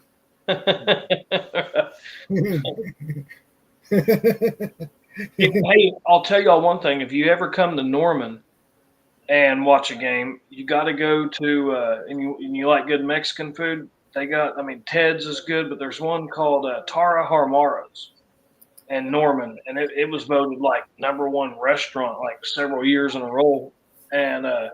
And Ted's is pretty good too. Alfredo's, but that's more Norman borderline. But Tara Harmaro's, that's a really good Mexican restaurant to go to in Norman, man. Oh, really? I don't go there very often because they're slam packed all the time. Like long ass line. They can't hardly find a parking spot, especially on the weekends. But yeah, it's really good. I would like to go to a game like at LSU because I've never been to a game at Baton Rouge. But if I go, I'm not going to go when Alabama's playing. I'm going to go down there as an LSU fan because I don't want them beating my ass or anything. Well, I mean, you could go to like wait until Oklahoma comes back and go. Yeah. But I mean that might not be for another 2-3 years. Yeah, well, if I come down there for a game in Baton Rouge, I'm gonna be dressed in purple. I'm gonna be. My little brother did. He went with his buddies. That was LSU fans. If you want to enjoy yourself, but you're not gonna get the full experience at LSU. But if you just want to enjoy yourself, come to a non-conference game because there's not as many people. Right. But if you want the full experience, come to an SEC a game. I want the whole thing. I want the big stuff. Like Right. if y'all are playing Georgia down there or something, that would be real easy for me to root for LSU over Georgia because or Auburn or Tennessee. But what stadiums have y'all not been to that y'all want to go to? Man, I haven't been to the LSU stadium. I would like to see Alabama's. I'd like to see Tennessee's.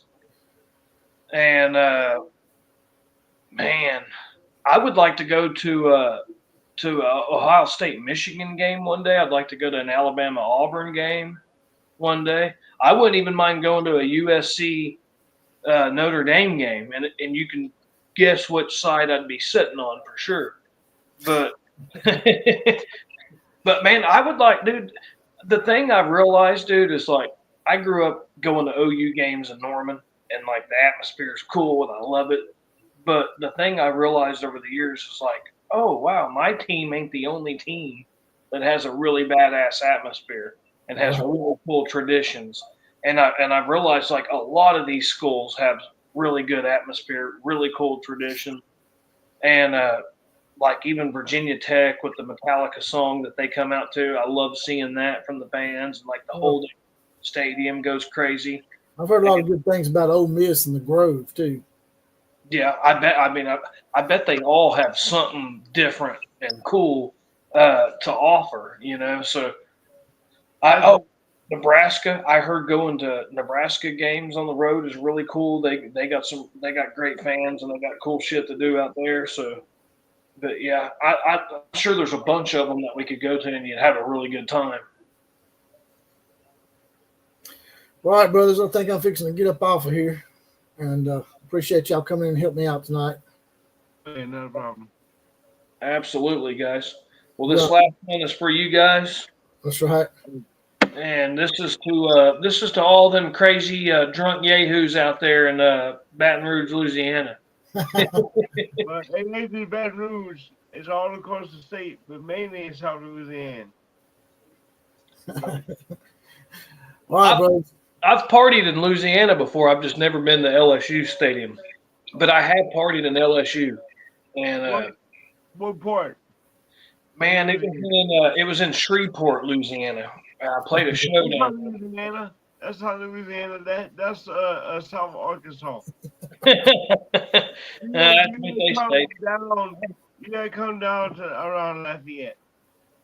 Right. Yeah. That's what they. Be safe. You'll be safe. You're not gonna get ran over by anybody unless you're actually walking in the middle of the road. Right.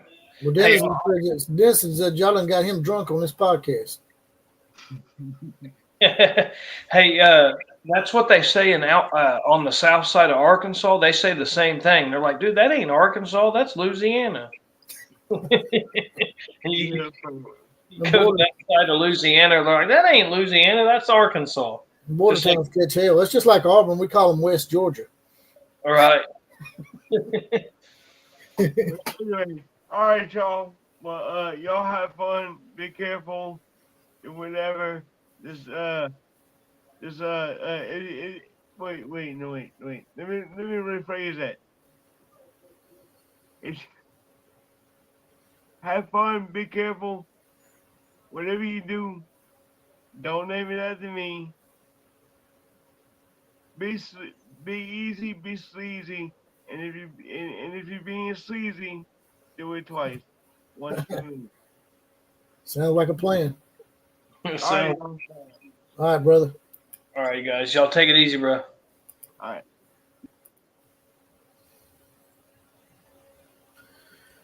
And that was NIL Commish, Johnny Johns from Next Halen, and Big Crawfish Kelly now. He's changed his name for the 78th time. So I had fun in here tonight, just coming here wanting to hang out and shoot the shit with y'all, and we done that. I think we shot it pretty good. What do y'all think?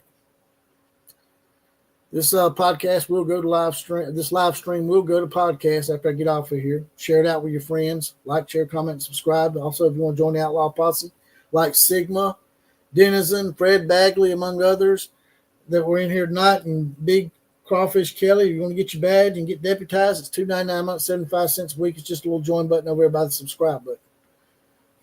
And like, share, comment, and subscribe. As we all know, those are the big four, and they're all absolutely free. KMCA to all the other teams, classes now officially dismissed.